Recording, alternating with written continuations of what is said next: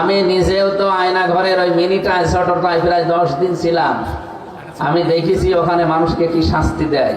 ফাঁসির ওই কন্টেম সেলের ভেতরে যেরকম মশা সেরকম দুর্গন্ধ, কারণ নিচতলায় এই নখ দিয়ে মানুষ দেওয়ালের সাথে আবার খুশিয়ে খুশিয়ে লিখে রাখতো ভাঙা ভাঙা অক্ষরে যে ভাই যদি কেউ বাড়ি যেতে পারেন এই নাম্বারটা জানাবেন যে আমি বেঁচে আছি।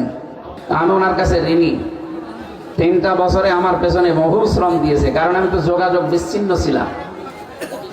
উনি, আমি আর মাওলানা সাখাওয়াত হোসেন রাজি, এই 3 জনকে রেখেছিল এক জায়গায় দিয়ে 24 ঘন্টা তালা লাগিয়ে রাখতো, কেউ যেন আমাদের সাথে কথা না বলে।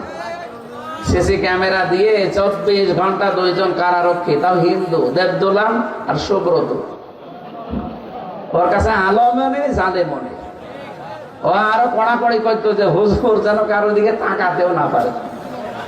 আমরা সকালের খাবার, দুপুরের খাবারটা মাওলানা মামুনুল হক, সাখাওয়াত হোসেন রাজি আর আমি, এই 3 জন, আর মাওলানা ফখরুল ইসলাম, এই 4 জন ছিলাম পাশাপাশি। আমরা পরে মাওলানা মুফতি নূর হুসাইন নুরানি, মুন্সিগঞ্জে বাড়ি, আর একজন ছিল মনির হোসেন কাশেমি হাফিজাহুল্লাহ।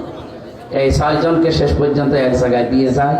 শেষের দিকে সময়টা একটু ভালোই কেটেছে, কিন্তু প্রথম দিকে ফাঁসির ওই কন্টেম সেলের ভেতরে যেরকম মশা সেরকম দুর্গন্ধ, কারণ নিচতলায় বহু কষ্ট দিয়েছিল। এই লোকটাকে মাওলানা মামুনুল হককে টাকা পয়সা দিয়ে উনি ম্যানেজ করেছিলেন যে একটু খাবারটা গরম করার পদ্ধতি করে দিয়ে, যে পানি গরম করে যেটা দিয়ে ওইটা দিয়ে উনি খাবার গরম করে আমার এই মাওলানা সাখাওয়াত হোসেন রাজি, এই 2 জনকে উনি 3টা বছর খাওয়িয়েছে। আল্লাহ রাব্বুল আলামিন তাকে উত্তম জাযা দুনিয়া আখিরাতে যেন দান করে। তারও ইবাদতের মাত্রা অনেক বেশি।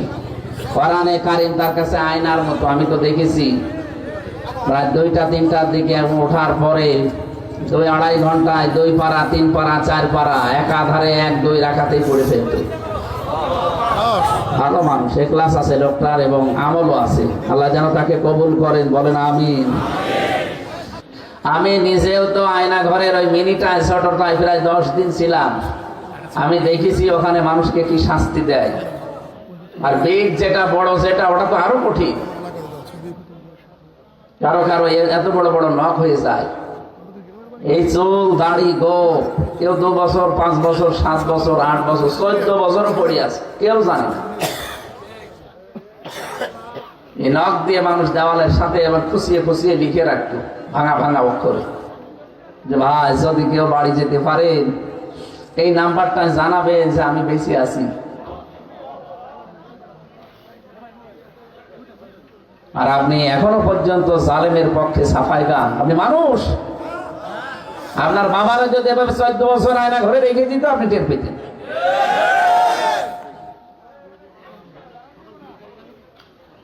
আমার ভাইরা, এ বিশাল পাথর আল্লাহ আমাদের বুকের ওপর থেকে শুধু সরিয়েই দেয়নি। সারা নামল 19 নাম্বার পারা 20 নাম্বার পৃষ্ঠা 7 নাম্বার লাইনের 52 নাম্বার আয়াতটা আমি বাংলাদেশের সাথে মিলিয়েছি, দেখি পুরাপুরি মিলে গেছে।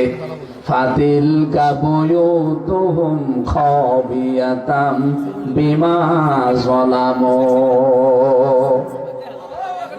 এখানে যেহেতু আলেম বসে আছে, আল্লাহ তাআলা যেন এই হাত আঙ্গুল দিয়ে এভাবে আমাদেরকে দেখাচ্ছেন ফাতিল কাবুয়ুতুহুম, এই সেই ঘরগুলো।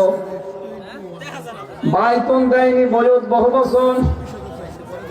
আল্লাহ পাক বলেন এই সেই ঘরগুলো খাবিয়াতান, আমি জনশূন্য করে দিয়েছি, পরিত্যক্ত বানিয়ে দিয়েছি, বিমা যালামু, এদের জুলুমের কারণে।